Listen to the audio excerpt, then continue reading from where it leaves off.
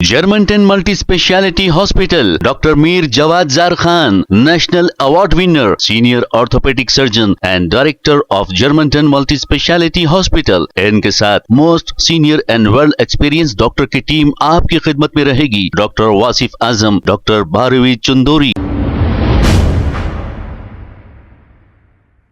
अस्सलाम वालेकुम नाजरीन, 7H न्यूज में आपका इस्तकबाल है। मइलारदेव पुलिस स्टेशन हदूद के इलाके शास्त्रीपुरम रोड पर एक चलती हुई GHMC की गाड़ी में अचानक आग लग गई। आइए देखते हैं ये रिपोर्ट।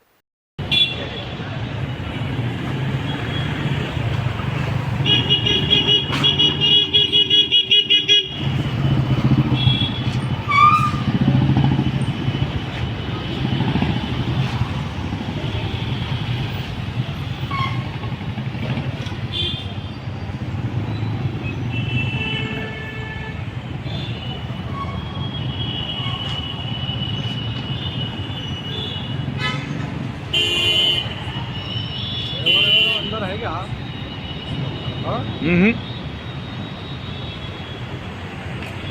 बता दो यार, ड्राइवर रहा दो।